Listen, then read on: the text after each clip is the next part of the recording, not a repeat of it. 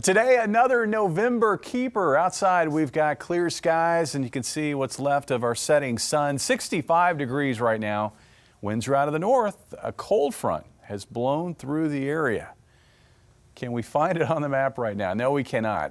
The only way you're really able to tell where it is by looking at the wind direction. That front has slipped into northern Arkansas, but this, like I said yesterday, was going to be a front that just doesn't have much punch associated with it.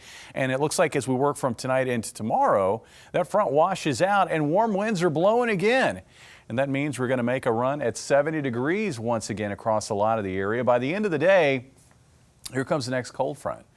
That cold front will sweep into the area Friday morning, and we will see some cloud cover with it, and there's even an outside chance at an isolated shower, maybe closer to Lake of the Ozarks and also across our eastern counties. That would be early in the day on Friday, and then that cold front will blow through the area. And just like the front today, it's not much of a cold front, but once it gets into the Ohio and Tennessee Valley, it could pose a problem for residents there. There will be a risk of strong to severe storms really from the Gulf Coast all the way through Mississippi, Alabama, Tennessee, Kentucky, even a slight risk or 2 out of 5 risk here for folks around the Nashville area. Again, that would be primarily for Friday afternoon into the early evening time frame. So keep that in mind. If you're traveling east on Friday and you're going through Kentucky or Tennessee, you might have to contend with some rough stuff, some severe weather.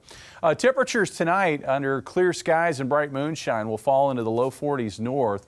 Looks like upper 40s to the south, about 45 for low in Springfield, with highs tomorrow back up around 70. We've made it 2 days in a row here in Springfield, and I think tomorrow will mark day number 3 in a row. Looking at a high of about 71. Winds will be breezy again out of the south-southeast at 10 to 20 with gusts probably of 25 miles per hour. And then on Friday, in the wake of that next cold front, notice temperatures really don't take a hit. I mean, we're looking at afternoon readings probably in the upper 60s to near 70 to the northeast, about 71 here in Springfield, maybe 73 in Joplin, 73 down south in Harrison.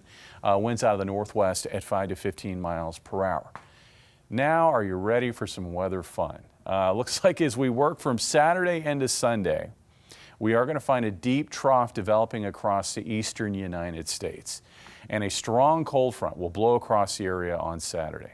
And this is what it will look like by Sunday. We'll have that trough in place, and we will have the gates to cold Canadian air wide open, and it will be dropping south into our area. This will be our coldest weather so far this fall season, and our coldest weather since early March moving into the area.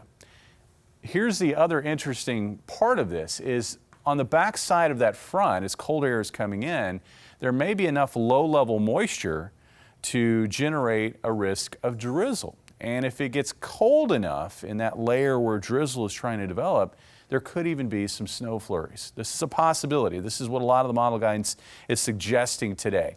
But it's the first day that it's really done that in a consistent way. So we'll have to watch these trends. Again, that possibility is there for maybe a little drizzle or snow flurries Sunday morning. Here's a look at the temperatures. Again, we're going to go from a high near 70 on Saturday. How about 41 for a high on Sunday? And how about 22 for a morning low on Monday? But just like that, we'll see the cold fade away with highs back up near 70 Wednesday of next week. Jesse. All right, Jamie.